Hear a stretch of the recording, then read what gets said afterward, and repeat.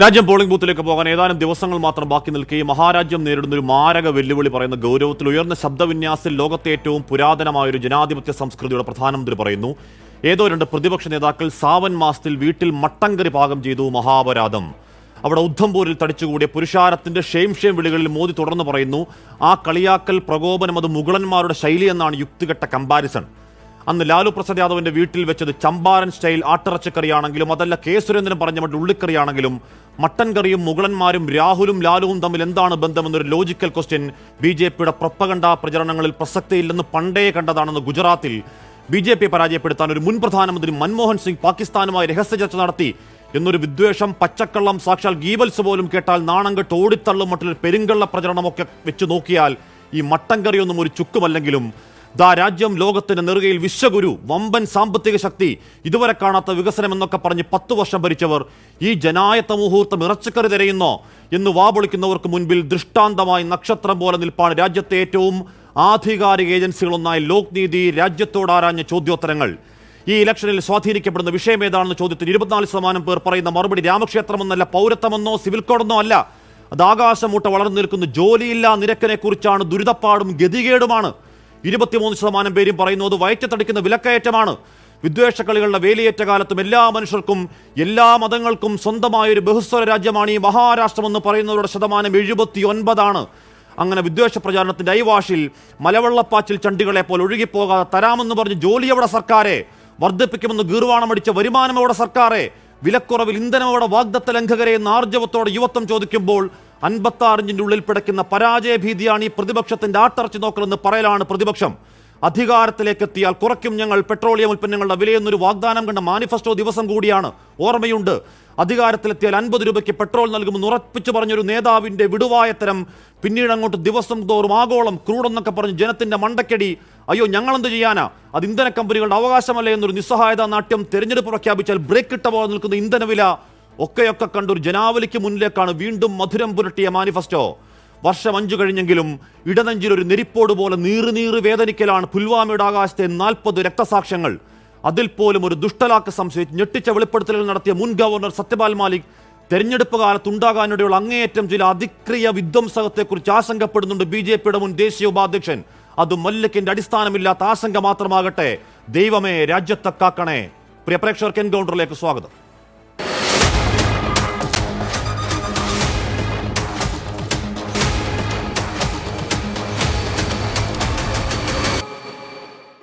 Adoor K Anilkumar, Shri M Liju, Shri Yuvraj Gokul എന്നിവർ ചർച്ചയിൽ. ഞാൻ ആദ്യം ശ്രീ യുവരാജ് ഗോകുൽ. ശ്രീ യുവരാജ് ഗോകുൽ, ഇന്ന് ഇസ് ബാർ 400 പാർ എന്ന അപാരമായ കോൺഫറൻസ് ഉണ്ടായിട്ടും ലോകത്തിന്റെ രാജ്യം വിശ്വഗുരുവായി എന്നൊക്കെ അവകാശപ്പെടുമ്പോഴും എന്തിനാണ് തെരഞ്ഞെടുപ്പിന് ഒറ്റയാഴ്ച മുൻപ് പ്രതിപക്ഷ നേതാക്കൾ വെച്ച് ഇറച്ചിക്കറിയിലേക്ക് പ്രധാനമന്ത്രി ഉറ്റുനോക്കുന്നത്? പ്രതിപക്ഷം പറയുന്ന മട്ടിൽ ഇതൊക്കെ പറയുമ്പോഴും വിദ്വേഷം പറഞ്ഞില്ലെങ്കിൽ തോറ്റുപോകും എന്ന പരാജയഭീതിയാണോ യുവരാജ്? അത് ചോദ്യം വ്യക്തമായില്ല.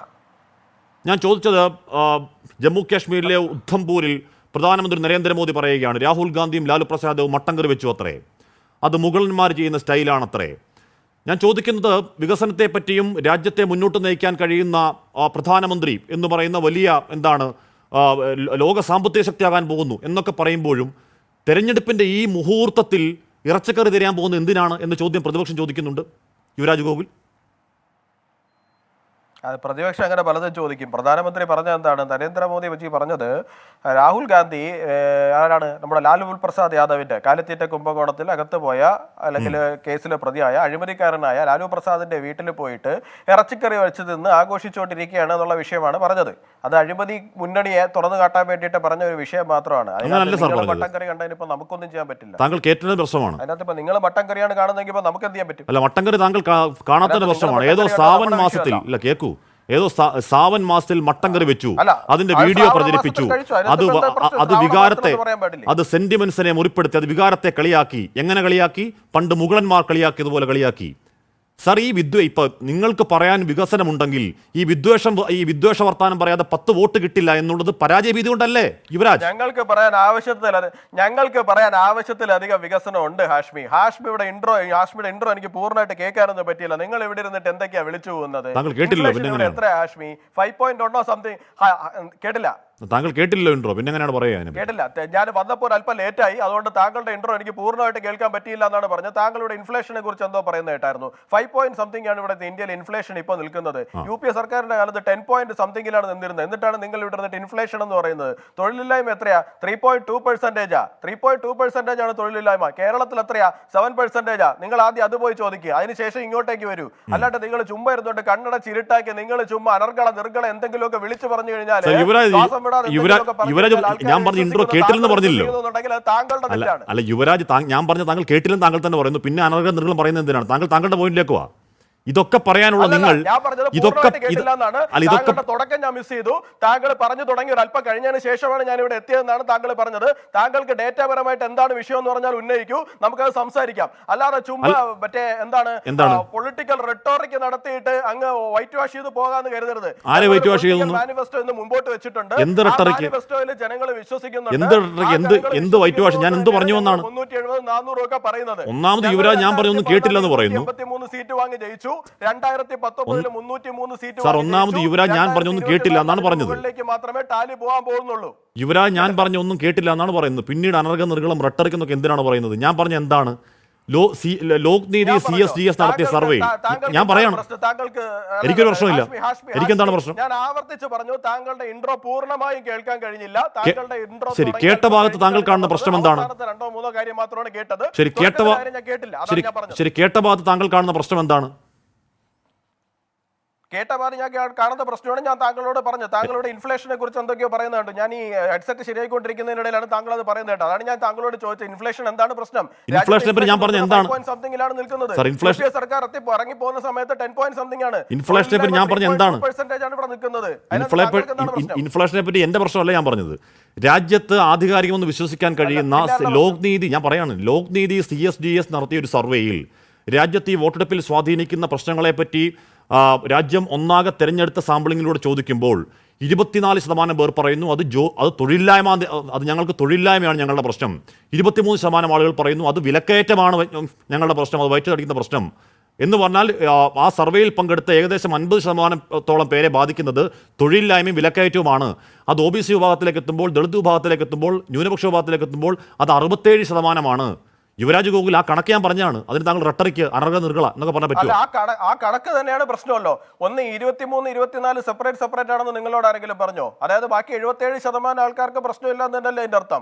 ബാക്കി 76% ആൾക്കാർക്ക് പ്രശ്നമില്ല എന്ന് തന്നെയല്ലേ താങ്കൾക്ക് അതിന്റെ അർത്ഥം? അത് താങ്കൾ ഇതെല്ലാം കൂടെ കൂട്ടിയിട്ട് എന്നാ പിന്നെ 23-24 വേറൊരിടത്തിൽ 30 എല്ലാം കൂടെ 150% ആക്കുന്നേ. താങ്കൾ എന്താണ് പറയുന്നത്? 150% ആൾക്കാർക്ക് ഇതിനകത്തൊക്കെ പ്രശ്നമാണെന്നേ. യുവരാജ് അങ്ങനെ വെറുതെ കുട്ടികളെ നഴ്സറി കുട്ടികളെ പോലെ പറയല്ലേ പ്ലീസ്. നഴ്സറി കുട്ടികളെ പോലെ പറയുന്നത്. നഴ്സറി കുട്ടികളെ പോലെ ബാലിശവാദം ഉന്നയിക്കല്ലേ. താങ്കൾ ഒരു പാർട്ടിയുടെ ഔദ്യോഗിക പാനലിസ്റ്റ് അല്ലേ? താങ്കൾ ഒരു പാർട്ടിയുടെ ഔദ്യോഗിക പാനലിസ്റ്റ് അല്ലേ? ഇങ്ങനെ നഴ്സറി കുട്ടികളെ ഇങ്ങനെ സംസാരിക്കുമോ? സർ, ലോക്നീതി CSDS സർവേ ഒരു സെറ്റ് ഓഫ് ചോദ്യങ്ങൾ ചോദിക്കുന്നു. താങ്കൾ കേട്ടില്ലോ? താങ്കൾ ഒന്നും കേട്ടോ? താങ്കൾ എന്തെങ്കിലും കേട്ടോ? താങ്കൾ ഒന്നും വ്യക്തമായി കേട്ടു? താങ്കൾ ഹെഡ്സെറ്റ് ശരിയാക്കാൻ താങ്കൾക്കൊന്നും വ്യക്തമാക്കിയില്ല. ആദ്യം ശരി, താങ്കൾ എന്താ പുൽവാമയുടെ വിഷയത്തിൽ പറഞ്ഞത്? താങ്കൾ അവസാനം പറഞ്ഞു നിർത്തിയാൽ ഞാൻ കേട്ടത് താങ്കൾ പുൽവാമ വിഷയത്തിൽ എന്തൊക്കെയോ പറഞ്ഞു നിർത്തുകയാണ്. ഞാൻ എന്താ പറഞ്ഞത്? ഞാനാണോ പറഞ്ഞത്? നിങ്ങളുടെ BJPയുടെ മുൻ ഉപാധ്യക്ഷൻ പറഞ്ഞ ആരെയാ? ദേശീയ ഉപാധ്യക്ഷൻ പറഞ്ഞ ആരെയാണ് പറഞ്ഞത്? പിടിച്ചകത്തിടോ സത്യപാൽ മാലിക്കിനെ. സത്യപാൽ മാലിക്കിനെ പിടിച്ചകത്തിടോ. സത്യപാൽ മാലിക്കിനെ പിടിച്ചകത്തിട്ടോ ഇതുവരെ യുവരാജെ? സത്യപാൽ മാലിക്കിനെ പിടിച്ചകത്തിട്ടോ യുവരാജെ? സത്യപാൽ മാലിക്കിനെ പിടിച്ചകത്തിട്ടോ? എന്നിട്ട് എന്റെ നേരെ കയറാൻ പോവാ. നിങ്ങൾ ആദ്യം പുൽവാമയിലെ രക്തസാക്ഷ്യത്തെ നിങ്ങൾ മുതലെടുത്തു എന്ന് പറഞ്ഞ് നിങ്ങളുടെ നേതാവിനെ പിടിച്ചകത്തിട. ആദ്യം പുൽവാമയിലെ രക്തസാക്ഷ്യത്തെ നിങ്ങൾ രാഷ്ട്രീയമായി മുതലെടുത്തു എന്ന് പരസ്യമായി പറഞ്ഞ് നിങ്ങളുടെ നേതാവിനെ പിടിച്ചകത്തിട്. അങ്ങനെ വെറും ആരോപണമാണോ? അങ്ങനെ വെറും ആരോപണമാണോ? തെരഞ്ഞെടുപ്പ് കാലത്ത് ബോംബ് പൊട്ടുമെന്ന് പറഞ്ഞു സത്യപാൽ മാലിക്. പിടിച്ചകത്തിടോ അയാളെ. പിടിച്ചകത്തിടുന്ന മാലിക്കിനെ. പിടിച്ചകത്തിട് മാലിക്കിനെ. അദ്ദേഹത്തിന്റെ ആരോപണം പിടിച്ചകത്തിട് മാലിക്കിനെ. എന്തായിരുന്നു? അദ്ദേഹം പറഞ്ഞു എയർലിഫ്റ്റ് ചെയ്യണമെന്ന് പറഞ്ഞു. അപ്പൊ ആ സമയത്ത് മിണ്ടാതിരിക്കാൻ അദ്ദേഹത്തോട് പറഞ്ഞു എന്നാണ് പറഞ്ഞതിന് യാതൊരു തെളിവുമില്ല. പറഞ്ഞതിന് യാതൊരു തെളിവുമില്ല. ആ വിഷയത്തിൽ ഇനി തെളിവുണ്ടെങ്കിൽ തെളിവിനെ പിടിച്ച് അകത്തിട്ട് സത്യപാൽ മാലിക്കിനെ ഡിബേറ്റ് വേണമെന്നുണ്ടെങ്കിൽ ഹാഷ്മി പറയൂ. ആ വിഷയത്തിൽ സത്യപാൽ മാലിക്കിനെ പിടിച്ച് അകത്തിടാൻ ധൈര്യമുണ്ടോ യുവരാജ് ഗോകുലെ അങ്ങയുടെ പാർട്ടിക്ക്? കശ്മീരിൽ എത്തുന്നുണ്ട്. അവരെങ്ങനെയാണ് അവരുടെ മൂവ്മെന്റ് നടക്കുന്നത്? 1947 മുതൽ 2019 മുതൽ ഇവരുടെ ഈ പറയുന്ന ശരി, സത്യപാൽ മാലിക് പറഞ്ഞത് കള്ളമാണെങ്കിൽ, എങ്ങനെയാണ് നടന്നത്? സത്യപാൽ മാലിക് പറഞ്ഞത് കള്ളമാണെങ്കിൽ, സത്യപാൽ മാലിക് പറഞ്ഞത് കള്ളമാണെങ്കിൽ രാജ്യത്തെ രക്തസാക്ഷികളെ അവഹേളിച്ച സത്യപാൽ മാലിക്കെതിരെ BJP നടപടി എന്താണ്? രാജ്യത്തെ രക്തസാക്ഷികളെ അപമാനിച്ച സത്യപാൽ മാലിക്കിനെതിരെ BJP നടപടി എന്താണ്? ഇവിടെ രാഹുൽ ഗാന്ധി കുറെ കാലം ആരോപണം ഉന്നയിച്ചുകൊണ്ട് നടന്നു. ചൈന ഇന്ത്യക്കകത്ത് കയറി ഇന്ത്യയുടെ സ്ഥലമൊക്കെ പിടിച്ചെടുത്തോണ്ട് പോയി. ഉടനെ അത് നുണയാണെന്ന് പറഞ്ഞ് രാഹുൽ ഗാന്ധിയെ പിടിച്ചാത്തിടാൻ പറ്റും? സർ, നേർക്കുനേർ മറുപടി ഉണ്ടോ? അങ്ങനെ പലരും പല ആരോപണം നേർക്കുനേർ മറുപടി ഉണ്ട്. പലരുമല്ല മുൻ ഗവർണറാണ്. ഒരു പലരുമല്ല പറഞ്ഞത്. നിങ്ങൾ നിയമിച്ച രാജ്യത്തെ ഒരു സംസ്ഥാനത്തിന്റെ ഗവർണറാണ് പറഞ്ഞത്. പുറത്തുപോയ ഒരാൾ നിങ്ങൾ യുവരാജെ, അങ്ങനെ പലരുമല്ല പറഞ്ഞത്. നിങ്ങൾ നിയമിച്ച ഒരു സംസ്ഥാനത്തിന്റെ ഗവർണറാണ്. അദ്ദേഹം ഗവർണർ ഇരുന്ന കാലാവധിയിൽ ഉള്ള അനുഭവം പറഞ്ഞത്. അത് കള്ളമാണെങ്കിൽ അദ്ദേഹം രക്തസാക്ഷികളെ അവഹേളിക്കുകയാണ്. പിടിച്ചകത്തോട് സത്യപാൽ മാലിക്കിനെ പറയാത്തെന്താ? അല്ലെങ്കിൽ അദ്ദേഹത്തിന് തെളിവ് എന്തെങ്കിലും വെക്കാത്തെന്താ? അതൊരു പൊളിറ്റിക്കൽ ആരോപണമാണെന്നേ. അതൊരു പൊളിറ്റിക്കൽ ആരോപണം മാത്രമാണെന്നേ. അല്ലാണ്ട് അതിന്റെ അപ്പുറത്തേക്ക് വലിയ പ്രാധാന്യമൊന്നുമില്ല. നിങ്ങൾ 2019 കുറെ പറഞ്ഞുകൊണ്ട് കിടക്കുന്നുണ്ടല്ലോ. നിങ്ങൾ ബലാക്കോട്ടിൽ നടന്നിട്ടുള്ള സർജിക്കൽ സ്ട്രൈക്ക് നടന്നില്ല എന്ന് പറഞ്ഞു. അവിടെ പൈൻ മരങ്ങൾ മാത്രമാണ് താഴെ വീണതെന്ന് പറഞ്ഞു. ഇതിന് ആൾക്കാരെയൊക്കെ നമുക്ക് അതിൽ നിൽക്കണ്ട. നമ്മുടെ വിഷയം നമുക്ക് അതിൽ നിൽക്കണ്ട.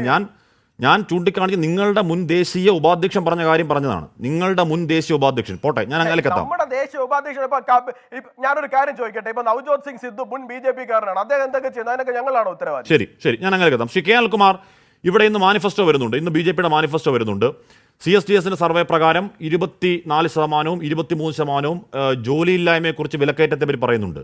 ഈ മാനിഫെസ്റ്റോയിൽ 2 വിഷയത്തെപ്പറ്റി ഒരിടത്തും കമാന്ന് പരാമർശിക്കുന്നില്ല. എന്ന് പറഞ്ഞാൽ രാജ്യം നേരിടുന്ന ഏറ്റവും പ്രധാനപ്പെട്ട ഒരു വിഷയം പരാമർശിച്ചില്ലെങ്കിലും ഇസ് ബാർ 400 പാറിൽ വിജയിച്ചു കയറാമെന്ന അപാരമായ കോൺഫിഡൻസ് ആണെങ്കിലോ അത് ശ്രീ അനിൽകുമാർ?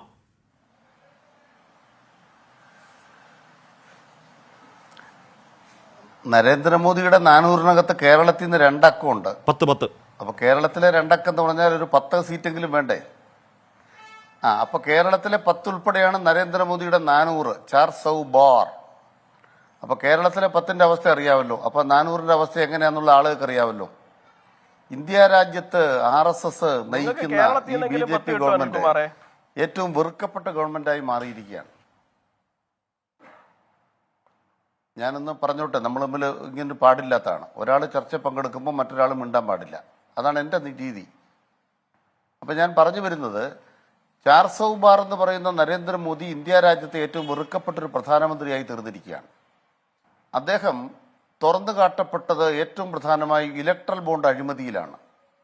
നിങ്ങൾ അഴിമതി നടത്താൻ വേണ്ടി പാർലമെന്റിൽ നിയമങ്ങൾ വ്യാജമായി കൊണ്ടുവരിക, അഴിമതി നടത്താൻ വേണ്ടി തെറ്റായ കാര്യങ്ങൾ ചെയ്യുക. മാത്രമല്ല, ഒരു കമ്പനി ആരംഭിച്ചാൽ ലാഭം കിട്ടുന്നതിന് മുമ്പ് പോലും ആ കമ്പനിയിൽ നിന്നും കോടിക്കണക്കിന് ഇലക്ട്രൽ ബോണ്ട് നേടുക. ഇങ്ങനെ ഇന്ത്യ രാജ്യം കണ്ട ഏറ്റവും വലിയ ഇലക്ട്രൽ ബോണ്ട് അഴിമതിക്കാരനായ ഒരു പ്രധാനമന്ത്രിയാണ് നമ്മുടെ രാജ്യത്തിന് മുന്നിൽ വാഗ്ദാനങ്ങളുമായി വരുന്നത്. ഇപ്പൊ 2014 അദ്ദേഹം നൽകിയ വാഗ്ദാനങ്ങൾ എന്തായിരുന്ന ഒരു പ്രോഗ്രസ് കാർഡ് വഴി എന്ന് പറയട്ടെ.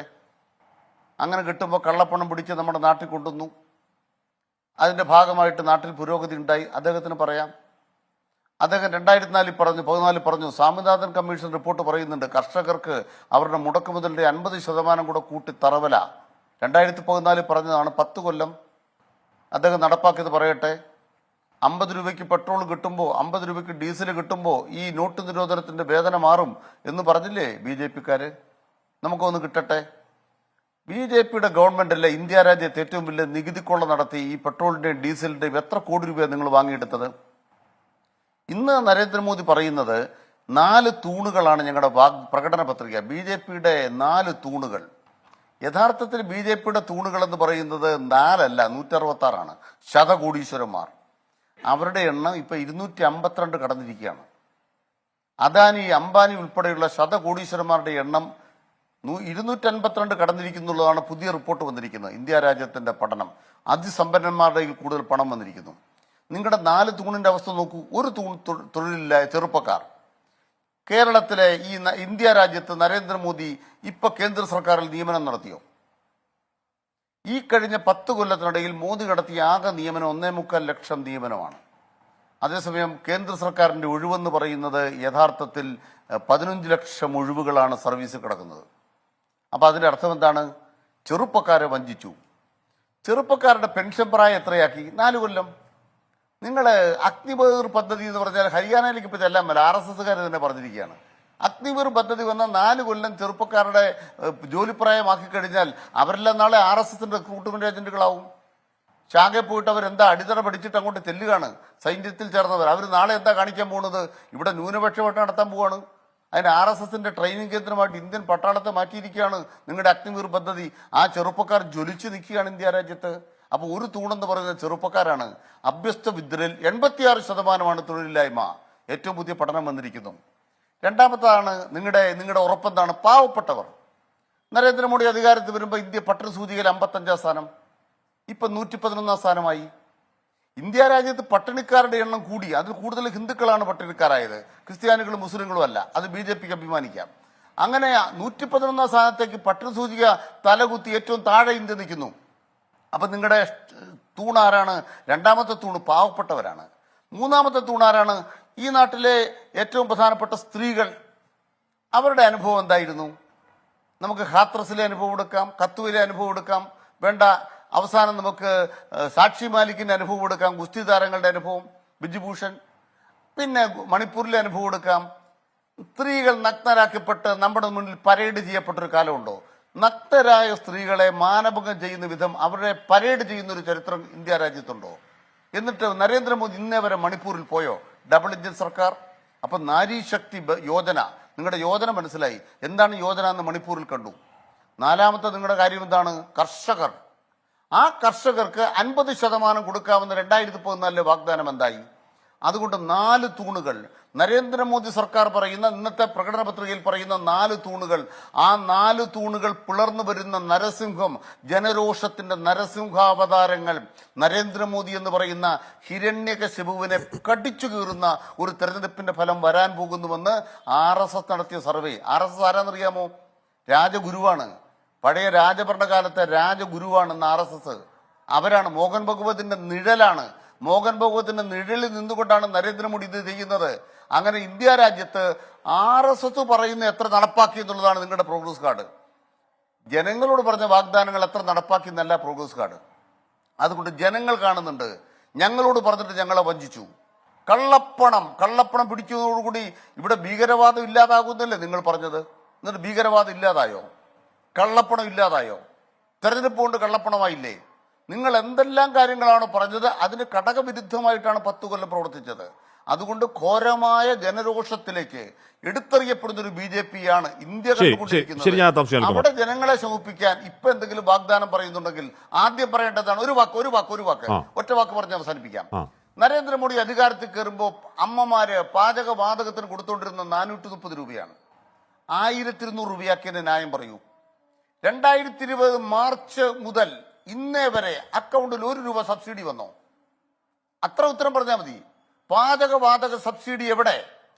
ഇതിവിടുത്തെ സ്ത്രീകൾ ചോദിക്കില്ലേ? വീട്ടമ്മമാർ ചോദിക്കില്ലേ? ഇതിന് ഉത്തരമല്ലേ മോദി പറയേണ്ടത്?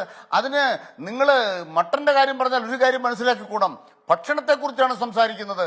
ആ ഭക്ഷണം എന്ന് പറഞ്ഞാൽ അത് പാചകം ചെയ്യാൻ പാചകവാതകത്തിന് വില കൂടിയതിനെ കുറിച്ചാണ് സംസാരിക്കുന്നത്. പട്ടണ സൂചികൾ ചവിട്ടത്താരത്തിനെ കുറിച്ചാണ് സംസാരിക്കുന്നത്.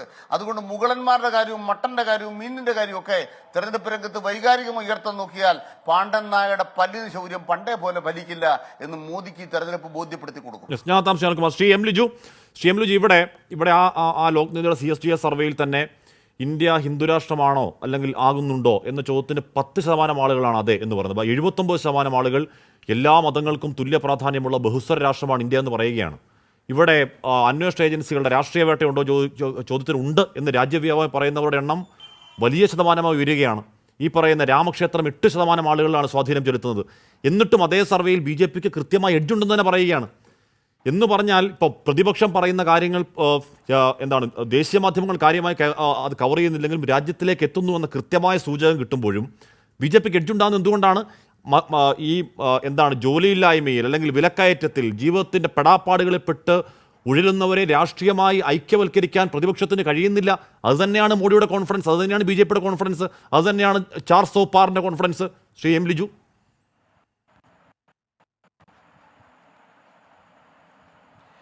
2004 ഈ ഇന്ത്യ ഷൈനിങ് ക്യാമ്പയിൻ്റെ സമയത്തും ഇത് തന്നെയായിരുന്നു സ്ഥിതി. പക്ഷേ അന്ന് കോൺഗ്രസ് ക്യാമ്പയിൻ്റെ ഏറ്റവും പ്രധാനപ്പെട്ട ഒരു ഞങ്ങൾ അന്ന് യുവാക്കളോട് ചോദിച്ചു, നിങ്ങൾക്ക് എന്ത് കിട്ടി? നിങ്ങൾക്ക് ഈ ഭരണത്തിൽ സംതൃപ്തിയുണ്ടോ? കർഷകരോട് ചോദിച്ചു, നിങ്ങൾക്ക് എന്ത് കിട്ടി? വനിതകളോട് ചോദിച്ചു, നിങ്ങൾക്ക് എന്ത് കിട്ടി? തൊഴിലാളികളോട് ഞങ്ങൾ ചോദിച്ചു, നിങ്ങൾക്ക് എന്ത് കിട്ടി? അതിൻ്റെ റിസൾട്ടാണ് 2004 തെരഞ്ഞെടുപ്പിൽ നടന്നത്. അതിൻ്റെ തനിയാവർത്തനമാണ് ഈ തെരഞ്ഞെടുപ്പ് എന്നാണ് ഞാൻ ഉറച്ചു വിശ്വസിക്കുന്നത്. കാരണം നമ്മൾ രാജ്യത്തെ ഏത് വിഭാഗം ജനങ്ങളോട് ചോദിച്ചാൽ, ഇപ്പോൾ ചെറുപ്പക്കാരോട് ചോദിച്ചാൽ, രാജ്യത്തിൻ്റെ ചരിത്രത്തിലെ ഏറ്റവും ഉയർന്നൊരു തൊഴിലില്ലായ്മ നിരക്കിലൂടെ സെൻട്രൽ ഫോർ ഇപ്പോൾ ഇവിടെ BJP പ്രതിനിധി തൊഴിലില്ലായ്മ നിരക്കിനെ കുറിച്ചൊക്കെ പറഞ്ഞു. നിങ്ങൾ ഈ തൊഴിലില്ലായ്മ നിരക്കൊക്കെ 2020 ശേഷം പിടിച്ചു വെച്ച ഒന്നാണ്. സെൻട്രൽ ഫോർ മോണിറ്ററിംഗ് ഇന്ത്യൻ എക്കോണമിയുടെ കണക്ക് പ്രകാരം 8.2 ആണ് ഇന്ത്യയിൽ തൊഴിലില്ലായ്മയുടെ നിരക്ക്. നിങ്ങൾ സ്റ്റാറ്റിസ്റ്റിക്സ് മാനിപ്പുലേറ്റ് ചെയ്ത് നിൽക്കുന്ന കണക്കല്ല. നമ്മുടെ നാട്ടിൽ തന്നെ നോക്കിയാൽ മതിയല്ലോ ഹാഷ്മി, ആർക്കാണ് തൊഴിൽ ലഭിക്കുന്നത്? ചെറുപ്പക്കാരിലെ ഒന്ന് വിദേശത്ത് പോയി രക്ഷപ്പെടാമെന്നാണ് കരുതുന്നത്. അതല്ലാതെ ഏതെങ്കിലും ഒരു ചെറുപ്പക്കാരൻ നാട്ടിൽ തൊഴിൽ കിട്ടുന്നൊരു സാഹചര്യമുണ്ടോ? ഏറ്റവും വലിയ തൊഴിലില്ലായ്മ നിരക്കിലൂടെ പോവുകയാണ്. കർഷകരാണെങ്കിൽ ദിനം പ്രതി 30 കർഷക ആത്മഹത്യ നടക്കുന്ന തരത്തിലേക്ക് ഇവരുടെ തെരഞ്ഞെടുപ്പ് വാഗ്ദാനം എന്ന് പറഞ്ഞാൽ 8,000 രൂപയായിരുന്ന കാർഷിക വരുമാനം എന്നത് 2022 ആകുമ്പോൾ ഇരട്ടയാക്കുമെന്നാണ്. മുന്നോട്ട് പോകാൻ സാധിച്ചോ? ഇന്ന് ഇവരൊരു മാനിഫെസ്റ്റോ പുറത്തിറക്കിയിട്ടുണ്ടല്ലോ. മിനിമം സപ്പോർട്ട് പ്രൈസിനെ കുറിച്ച് എന്തെങ്കിലും ഒരു പരാമർശം ആക്കാൻ സാധിക്കുമോ? വനിതകളെ സംബന്ധിച്ച് കോൺഗ്രസ് കൃത്യമായ ന്യായ് ഗ്യാരണ്ടി മുന്നോട്ട് വെച്ചിട്ടുണ്ട്. മഹാലക്ഷ്മി പദ്ധതി, ഒരു കുടുംബത്തിന് 1 ലക്ഷം രൂപ. ഇവരെന്തെങ്കിലും വനിതകളെ സംബന്ധിച്ച് പറയുന്നത്? അപ്പോൾ ഞാൻ നേരത്തെ പറഞ്ഞു, 2004 സമാനമായ സാഹചര്യം. ഇവർ മാധ്യമങ്ങളെ വിലക്കെടുത്തു. രാജ്യത്തെ പ്രധാനപ്പെട്ട നെറ്റ്വർക്കുകളൊക്കെ തന്നെ ഒന്നുകിൽ അദാനിമാരുടെ അല്ലെങ്കിൽ അംബാനിമാരുടെ.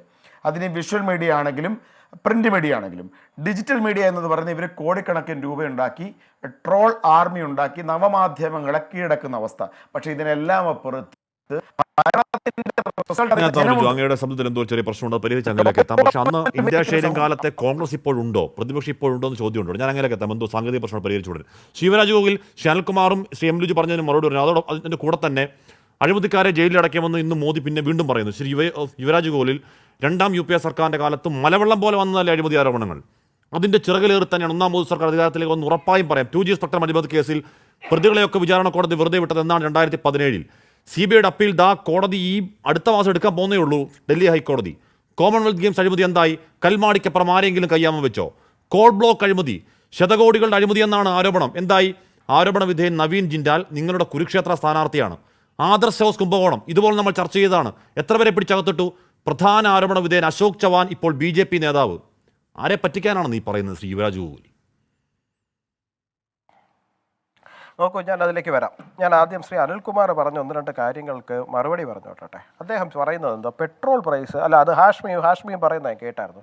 പെട്രോൾ പ്രൈസ് 50 രൂപയ്ക്ക് കൊടുക്കും എന്ന് പറഞ്ഞു. പെട്രോൾ പ്രൈസ് 50 രൂപയാക്കുമെന്ന് BJPയുടെ മാനിഫെസ്റ്റോയിൽ എവിടെയാണ് ഉണ്ടായിരുന്നതെന്നൊന്ന് ചൂണ്ടിക്കാണിച്ചു എന്നാൽ എനിക്കതിന് മറുപടി പറയാമായിരുന്നു. ഇത് കുറച്ച് നാളായിട്ട് ഈ ആരോപണം ഇങ്ങനെ ഉന്നയിച്ചുകൊണ്ട് കിടക്കുകയാണ്. BJP എന്തോ വാഗ്ദാനം നൽകി 50 രൂപയ്ക്ക് നൽകുമെന്ന്. 50 രൂപയ്ക്ക് നൽകി എന്നുള്ള കാര്യം BJPയുടെ മാനിഫെസ്റ്റോയിൽ നിങ്ങൾ ആരെങ്കിലും ഞങ്ങൾക്കൊന്ന് കാണിച്ചു തരണം. കാണിച്ചു തരികയാണെന്നുണ്ടെങ്കിൽ ശരി, ഞാൻ ആ പറയുന്ന കാര്യത്തിലൂടെ സംഭവിക്കാം.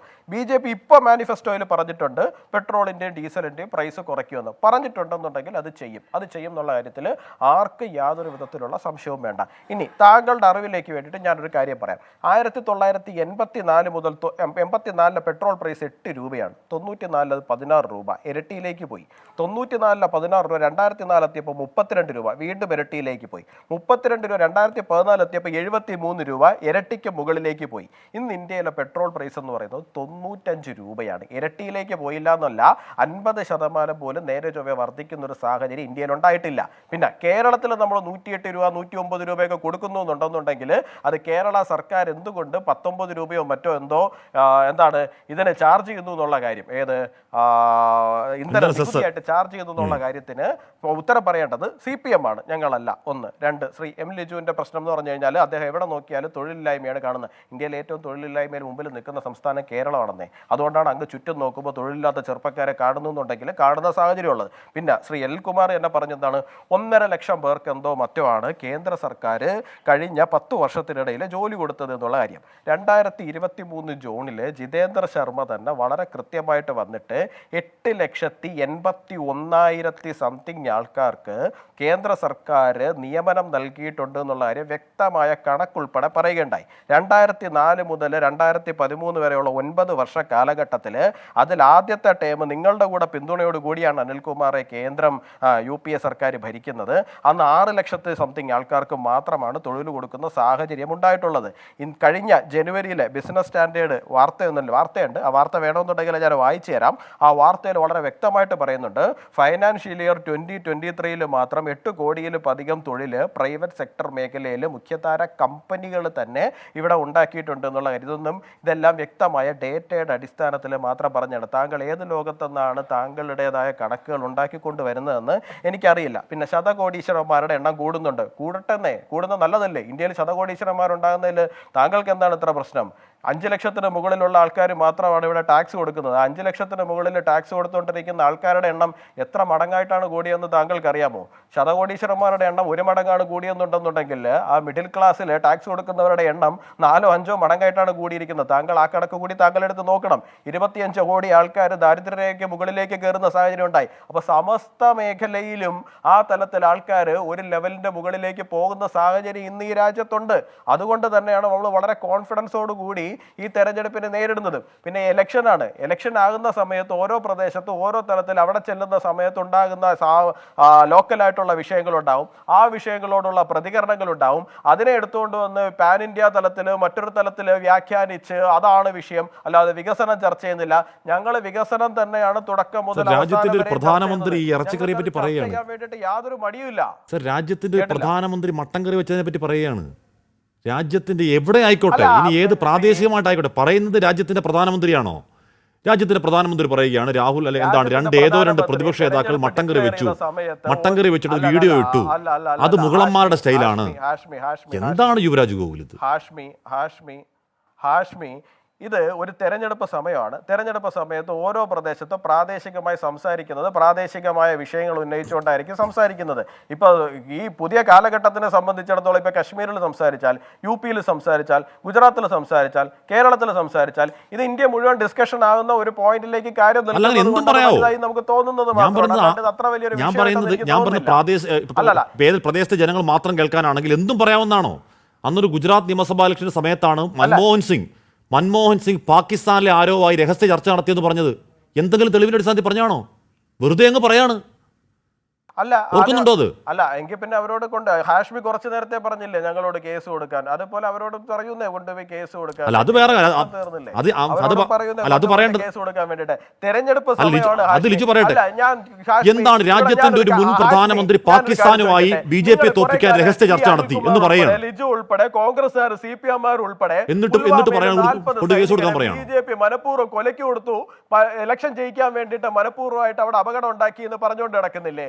എന്തിന്റെ തെളിവിന്റെ അടിസ്ഥാനത്തിൽ ഇവരാരെങ്കിലും അതിന് തെളിവ് മുമ്പോട്ട് പ്രചരണമാണ്. ഇൻഫർമേഷൻ അടിസ്ഥാനത്തിൽ പല രീതിയിലുള്ള പ്രചരണങ്ങൾ ഉണ്ടാവും. അപ്പൊ ഒരു ഭാഗത്തേക്ക് മാത്രം എടുത്തു വെച്ച് സംസാരിക്കേണ്ടത് കാര്യമൊന്നുമില്ല. ഇവിടെ ഹാഷ്മി ഉൾപ്പെടെ ഇപ്പൊ ഹാഷ്മി ദുഷ്ടലാക്കോടുകൂടി എന്നൊക്കെ പറഞ്ഞ് പുൽവാമയെ പറയുന്ന എന്തടിസ്ഥാനത്തിലാണെന്ന് നമുക്ക് സത്യപാൽ മാലിക് പറഞ്ഞ കാര്യം ഞാൻ പറഞ്ഞാണ്. പലതവണ കണ്ടതല്ലെന്നേ.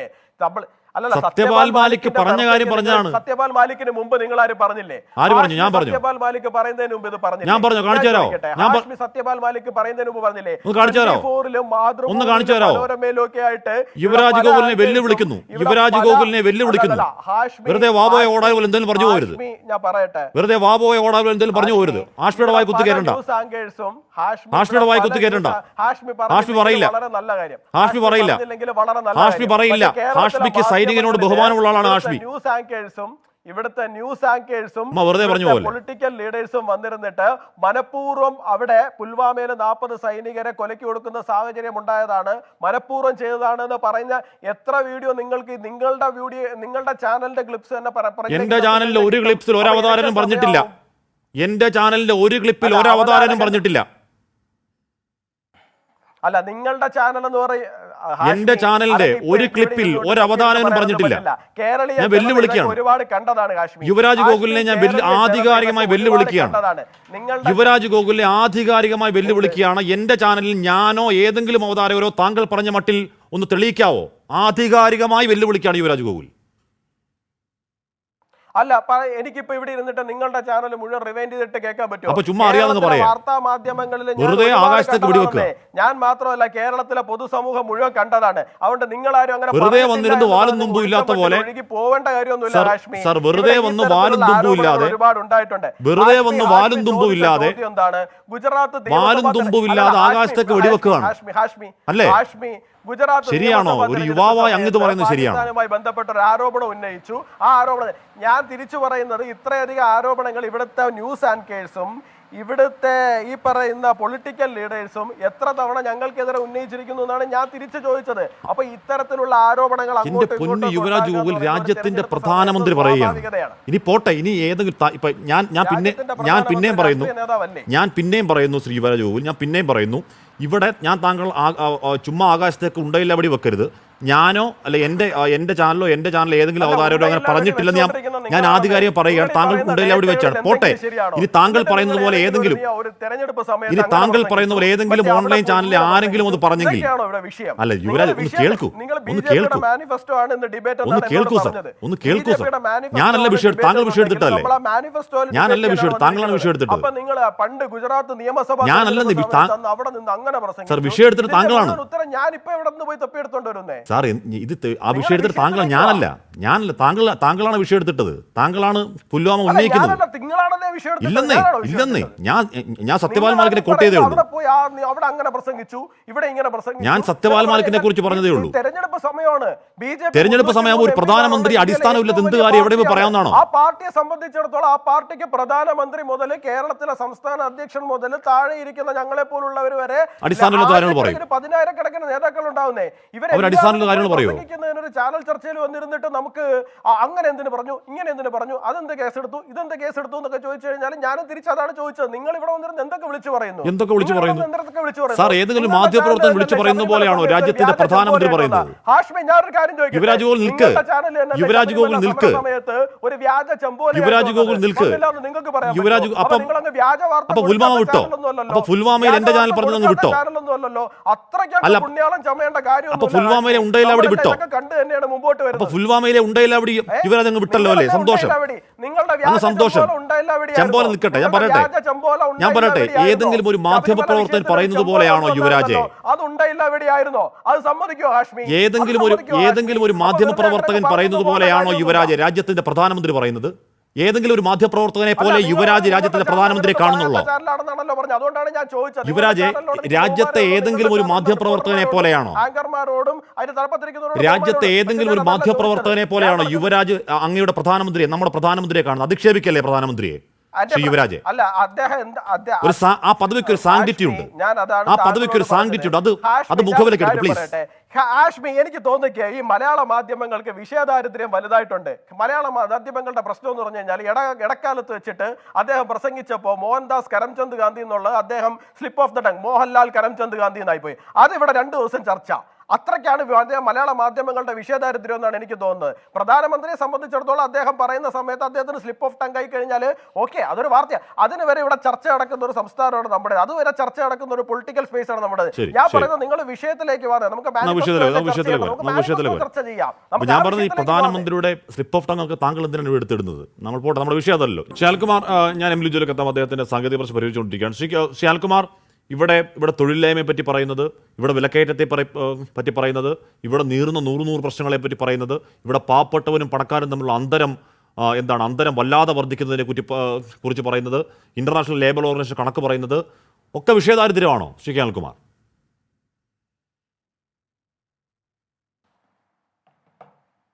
കേരളത്തിലെ മാധ്യമങ്ങൾ യഥാർത്ഥത്തിൽ വിഷയങ്ങൾ ചർച്ച ചെയ്യുന്നില്ല എന്ന് അദ്ദേഹം പറഞ്ഞതിലൊരു വസ്തുതയുണ്ട്. കുറേയേറെ മാധ്യമങ്ങൾ യഥാർത്ഥത്തിൽ ഇന്ത്യയിലെ അവസ്ഥ, ഇപ്പം ഈ ബഹുമാനപ്പെട്ട കാശ്മീർ പറഞ്ഞ ലോകനീതി സർവേയുടെ യഥാർത്ഥ വസ്തുതകൾ പോലും നമ്മുടെ നാട്ടിൽ അവതരിപ്പിക്കുന്നില്ല.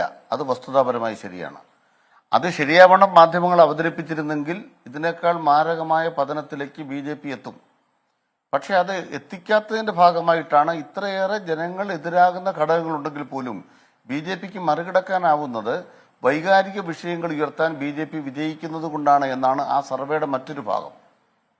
അതുകൊണ്ട് എന്തുകൊണ്ടാണ് ജനങ്ങളുടെ പൊള്ളുന്ന ജീവിത പ്രശ്നങ്ങൾ വോട്ടിൽ പ്രതിഫലിക്കാൻ തടസ്സം വരുന്നത് എന്നത് ഉയർന്നു വന്നിട്ടുള്ള കാര്യമാണ്. ഞാനൊരു ചെറിയ കണക്ക് പറയാം. നിരവധി ചാനലുകൾ ഇവിടെ ഹാഷ്മി സൂചിപ്പിച്ച മട്ടൻ കറിയുടെ കാര്യം ചർച്ച ചെയ്തു. അവരാരും തന്നെ ഇലക്ട്രൽ ബോണ്ട് ചർച്ച ചെയ്തില്ല. ഞാൻ ചാനലുകളുടെ പേര് പറയാത്തത് ഉത്തരേന്ത്യൻ ചാനലുകൾ പലതെണ്ണം എനിക്ക് നമ്പർ എടുത്ത് പറയാം. 8 തവണ മട്ടൻ കറി ചർച്ച ചെയ്ത ചാനല് യഥാർത്ഥത്തിൽ ഒരു തവണ പോലും നമ്മുടെ ഇലക്ട്രൽ ബോണ്ട് പദ്ധതി അഴിമതിയെക്കുറിച്ചോ അതിൽ പ്രധാനമന്ത്രിയുടെ പങ്കിനെക്കുറിച്ചോ BJPയുടെ പങ്കിനെക്കുറിച്ചോ പറയുന്നില്ല. അപ്പോൾ എന്താണ് നമ്മുടെ നാട്ടിലെ മാധ്യമങ്ങൾ? ആ മാധ്യമങ്ങളിൽ ഏതെങ്കിലും ഒരു മാധ്യമം ഇത് ചൂണ്ടിക്കാണിച്ചാൽ ആക്രമിക്കുകയാണ്. ഇന്നെന്തായാലും കേരളത്തെ പ്രധാനമന്ത്രി ഒന്ന് ആദരിച്ചിട്ടുണ്ട്. മുമ്പ് പ്രധാനമന്ത്രി ഇവിടെ വന്നിട്ട് പറഞ്ഞത് കേരളം സോമാലിയാണ് എന്നാണ്. ഇന്നത്തെ പ്രകടന പത്രിക നോക്കിയിട്ട് വൈബ്രന്റ് ഗുജറാത്തിനെ കുറിച്ച് നമ്മൾ കേൾക്കുന്നില്ല. ഒരു ഗുജറാത്ത് മാതൃകയെക്കുറിച്ച് കേൾക്കുന്നില്ല. ഈ പ്രധാനമന്ത്രി ഗുജറാത്തിൽ മുഖ്യമന്ത്രിയായിരുന്ന കാലത്താണ് അദ്ദേഹത്തെ ഇന്ത്യയുടെ പ്രധാനമന്ത്രിയാക്കാൻ മാർക്കറ്റ് ചെയ്യുന്നതിന് വൈബ്രന്റ് ഗുജറാത്തിന്റെ പരസ്യ മാധ്യമങ്ങൾ വന്നത്. അപ്പോൾ BJPയുടെ ഭരണം 25 കൊല്ലക്കാലം കഴിഞ്ഞ പിന്നെ ഗുജറാത്ത് ഇപ്പം വല്ലാണ്ട് വളർന്നു പോയനല്ലോ. ഇന്ത്യ രാജ്യത്തിന്റെ മനുഷ്യ വികസന സൂചികയുടെ ഒരു മാനകങ്ങളിലും മോദിയുടെ ഇന്ത്യ രാജ്യത്ത് മോദി 10 കൊല്ലം ഭരിച്ചിട്ടും മോദി പ്രധാനമന്ത്രിയായി 16 കൊല്ലം ഇരുന്ന ഗുജറാത്തിനെ 1ാം സ്ഥാനത്താക്കാൻ കഴിഞ്ഞില്ല. അവിടെയെല്ലാം 24 എണ്ണത്തിലും കേരളം 1ാം സ്ഥാനത്താണ്. അപ്പൊ കേരളത്തെ സോമാലിയായിട്ട് ഉപമിച്ച നരേന്ദ്രമോദി എങ്ങനെയാണ് ഇന്നത്തെ അവസ്ഥ നമ്മൾ ആലോചിച്ചു. കേരളം പുറകോട്ടല്ല. രണ്ടാമത്തെ പ്രധാനപ്പെട്ട കാര്യം, BJPയുടെ മാനിഫെസ്റ്റോയിൽ ഒരു ജലമെട്രോയുടെ പടമുണ്ട്. ആ മടവും മോദിയുമായിട്ട് എന്താ ബന്ധം? അത് കേരളത്തിലെ ജലമെട്രോ ആണ്. കേരളത്തിലെ ജലമെട്രോ എങ്ങനെയാണ് BJPയുടെ പ്രകടന പത്രികയിൽ ഒരു പ്രധാനപ്പെട്ട നേട്ടമായിട്ട് അവതരിപ്പിക്കുന്നത്? കേന്ദ്ര സർക്കാർ ഒരു വെള്ളി രൂപ തന്നോ? അപ്പൊ കേരളത്തിന് ജലമെട്രോയ്ക്ക് പണം തരുന്നില്ല, മെട്രോ പൂർത്തീകരിക്കാൻ ആവശ്യമായ ഡിമാൻഡ് പ്രവർത്തിപ്പിക്കുന്നില്ല. ഇന്നത്തെ പ്രകടന പത്രികയിൽ അവരുടെ പ്രധാനപ്പെട്ട ഒരു കാര്യം എന്താണ്? ഞങ്ങൾ അതിവേഗ ബുള്ളറ്റ് ട്രെയിൻ കൊണ്ടുവരും. അത് കേരളത്തിന് വേണ്ടേ? പുളിക്കുമോ കേരളത്തിൽ? കേരളത്തിലെ അതിവേഗ തീവണ്ടി ഇറക്കുന്ന കാര്യം വന്നപ്പോൾ ഇവിടെ സമരം നടത്തിയ ഒരു കേന്ദ്രമന്ത്രി ഉണ്ടല്ലോ, മുരളീധരൻ. ആ മുരളീധരന്റെ കേന്ദ്രത്തിലെ ഗവൺമെന്റ് പറയുകയാണ് ഞങ്ങൾ അതിവേഗ ബുള്ളറ്റ് ട്രെയിൻ കൊണ്ടുവരാൻ പോവാണ്. അപ്പൊ കേരളം ഇന്ത്യയിലല്ലേ? നിങ്ങളെന്താ കേരള സോമാലിയായോണ്ടാണ് ഇവിടെ ബുള്ളറ്റ് ട്രെയിൻ വേണ്ടെന്ന് പറയുന്നത്? നിങ്ങൾ കേരളത്തോട് ഏറ്റവും ദ്രോഹകരമായി പെരുമാറുന്നു. സംസ്ഥാനങ്ങളോട് അവഗണന കാണിക്കുന്നു. ഇവിടെ സ്റ്റാറ്റിസ്റ്റിക്സ് പറയാം. സ്റ്റാറ്റിസ്റ്റിക്സ് ഏത് കണക്ക് വെച്ചാൽ ഞാൻ പറഞ്ഞത് മതി. നിങ്ങൾ സ്റ്റാറ്റിസ്റ്റിക്സ് ഡിപ്പാർട്ട്മെന്റ് കണക്ക് വെളിപ്പെടുത്താമോ? ശ്രീ ജെയിംസിനെ പുറത്താക്കി നിങ്ങൾ. അതിന് കാരണം എന്താണെന്നറിയാമോ? പ്രധാനമന്ത്രിയുടെ ഉജ്ജ്വൽ യോജന പ്രകാരം നിങ്ങൾ പാചകവാതകം 1ാം തവണ കൊടുത്തു. 2ാം തവണ ഗ്യാസ് കുറ്റി വാങ്ങാൻ സ്ത്രീകൾ വന്നില്ല. സ്ത്രീ ശക്തി യോജന എന്താ വരാത്ത? അവരുടെ കാശില്ല. 420 രൂപ കിടന്ന പാചകവാതകത്തിന് 1200 ആക്കിയിട്ട് ഏതെങ്കിലും സ്ത്രീകൾ വന്ന് പാചകവാതം വാങ്ങിക്കുമോ? അവർക്ക് വാങ്ങിക്കാൻ പറ്റുമോ? 1200 രൂപ കൊടുത്തിട്ട് പാചകവാതം വാങ്ങിക്കാൻ വന്ന എത്ര സ്ത്രീകൾ ഇന്ത്യ രാജ്യത്തുണ്ട്? BJPയുടെ പ്രകടന പത്രിക എടുത്ത് വായിച്ചു നോക്ക്. മോദിയുടെ ഗ്യാരണ്ടി എന്ന് പറയുന്നത് അംബാനിക്കും അദാനിക്കുമുള്ള ഗ്യാരണ്ടിയാണ്. നിങ്ങൾ കോവിഡ് കാലം പറഞ്ഞുകൊണ്ട് ഇന്ത്യയിലെ കോർപ്പറേറ്റ് ടാക്സ് 33% നിന്ന് 22% കുറച്ചു. 33% നിന്ന് 22% കുറച്ചപ്പോൾ എത്ര കോടി രൂപ ഇവിടെ കോർപ്പറേറ്റ് മുതലാളിമാർക്ക് വേണ്ടി ഇത്രയും കൊല്ലക്കാലം ഇവിടെ നികുതി നഷ്ടമുണ്ടായിരിക്കുന്നു ഇന്ത്യയിൽ. മറുഭാഗത്ത് എന്താ സംഭവിച്ചത്? മറുഭാഗത്ത് ഇതേവരെ കോവിഡിന് ശേഷം തിരിച്ച് കോർപ്പറേറ്റ് ടാക്സ് വർദ്ധിപ്പിക്കാൻ നിങ്ങൾ തയ്യാറായിട്ടില്ല. ഞാനൊരു കണക്ക് പറയാം. 2014 മോദി അധികാരത്തിൽ വരുമ്പോ ഒരു ലിറ്റർ പെട്രോളിന് വില നിങ്ങൾ അന്ന് കേന്ദ്ര സർക്കാർ പിടിച്ചിരുന്ന നികുതി 3 രൂപ 14 പൈസ.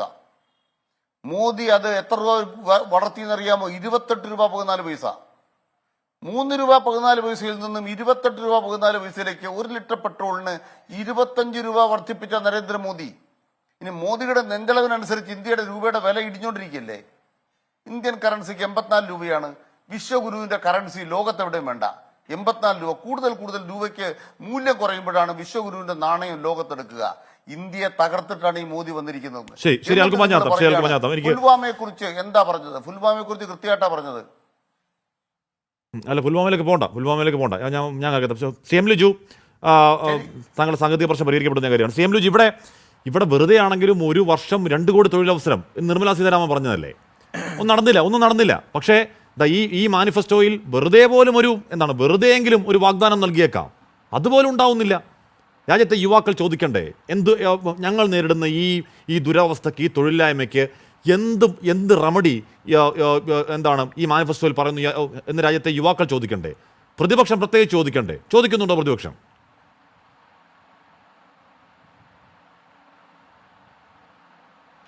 ഒന്ന് ഹാഷ്മി, നേരത്തെ ഞാൻ ആദ്യ റൗണ്ടിൽ ചർച്ചയിൽ പങ്കെടുത്തപ്പോൾ പറഞ്ഞ കാര്യങ്ങൾ കേട്ടോ എന്ന് എനിക്കറിയില്ല. പക്ഷെങ്കിലും ഹാഷ്മി ഈ ചോദ്യങ്ങൾ ആവർത്തിച്ചതുകൊണ്ട് അതുകൂടി പറയാൻ ഞാൻ ആഗ്രഹിക്കുകയാണ്. ഇന്ന് ബി ജെ പിയുടെ മാനിഫെസ്റ്റോ യഥാർത്ഥത്തിലൊരു പൊള്ളയായ കുറേ കാര്യങ്ങൾ എഴുതി വെച്ചു എന്നുള്ളതേ ഉള്ളൂ. കാതലായ പ്രശ്നങ്ങളെ അത് അഡ്രസ്സ് ചെയ്തിട്ടില്ല. ഞാൻ 2004 തെരഞ്ഞെടുപ്പിൻ്റെ കാര്യം പറഞ്ഞു. 2004 തെരഞ്ഞെടുപ്പിൽ ഇവർ ഇന്ത്യ ഷൈനിങ് ക്യാമ്പയിൻ വന്നപ്പോൾ കോൺഗ്രസ് രാജ്യത്തെ ജനങ്ങളോട് ചോദിച്ച ചോദ്യമുണ്ട്. ഒന്ന് യുവാക്കളോടായിരുന്നു ചോദിച്ചത്. ഒന്നാമത്തെ ചോദ്യം, നിങ്ങൾക്ക് എന്ത് കിട്ടി? തൊഴിലില്ലായ്മയുടെ സ്ഥിതി എന്താണ്? കർഷകരോട് ചോദിച്ചു നിങ്ങൾക്ക് എന്ത് കിട്ടി? വനിതകളോട് ചോദിച്ചു നിങ്ങൾക്ക് എന്ത് കിട്ടി? തൊഴിലാളികളോട് ചോദിച്ചു നിങ്ങൾക്ക് എന്ത് കിട്ടി? ഒന്നും കിട്ടിയില്ല. അതിൻ്റെ റിസൾട്ടാണ് 2004 ഇന്ത്യ ഷൈനിങ് ക്യാമ്പിനെ അതിജീവിച്ചുകൊണ്ട് കോൺഗ്രസ് അന്ന് അധികാരത്തിൽ വന്നത്. ഇത്തവണയും സമാനമായ സാഹചര്യം ഉണ്ടെന്നാണ് ഞാൻ ഉറച്ചു വിശ്വസിക്കുന്നത്. ഞങ്ങളെല്ലാം അങ്ങനെ തന്നെയാണ് കരുതുന്നത്. ഇപ്പോൾ ഉത്തരേന്ത്യയിലെ മാറുന്ന ട്രെൻഡ് തന്നെയാണ് സൂചിപ്പിക്കുന്നത്. നേരത്തെ തൊഴിലില്ലായ്മയെക്കുറിച്ച് പറഞ്ഞു. സെൻട്രൽ ഫോർ മോണിറ്ററിംഗ് ഇന്ത്യൻ എക്കോണമിയുടെ കണക്ക് പ്രകാരം 8.2 ആണ് നമ്മുടെ രാജ്യത്തിൻ്റെ തൊഴിലില്ലായ്മ. ഇവർ വാഗ്ദാനം ചെയ്തിരുന്നത് പ്രതിവർഷം 2 കോടി തൊഴിൽ, അങ്ങനെയാണെങ്കിൽ 20 കോടി തൊഴിലവസരങ്ങൾ. ഇപ്പോഴും രാജ്യത്തിൻ്റെ തൊഴിലില്ലായ്മ അതിരൂക്ഷമായ അവസ്ഥയിലാണ്.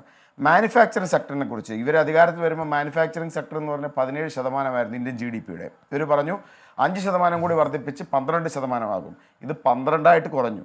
ഇപ്പോൾ വീണ്ടും 17 എത്തിയിരിക്കുന്നതേ ഉള്ളൂ. എന്ന് പറഞ്ഞാൽ ഒരു ഇന്ത്യ ഇപ്പോൾ മേക്ക് ഇൻ ഇന്ത്യ എന്ന് പറയുമ്പോഴും മാനുഫാക്ചറിങ് സെക്ടർ ഉൾപ്പെടെ തകർന്നു പോകുന്ന ഒരു തരത്തിലും ജോബ്ലെസ് ക്രിയേഷൻ, ഇന്ത്യൻ എക്കോണമിയെ സംബന്ധിച്ച് ജോബ്ലെസ് ഗ്രോത്ത് ആണ് ഉണ്ടായത്. ഒരു തരത്തിലും ജോബ് ക്രിയേറ്റ് ചെയ്യപ്പെടാത്ത ഗ്രോത്ത്. ശ്രീ പി ചിദംബരത്തിൻ്റെ ഒരു പ്രസക്തമായ നിരീക്ഷണമാണ്. ഇന്ത്യൻ ഇക്കോണമി വളർന്നു സത്യമാണ്, വളരും, സ്വാഭാവികമായി വളർന്നുകൊണ്ടിരിക്കുന്ന ഒന്നാണല്ലോ.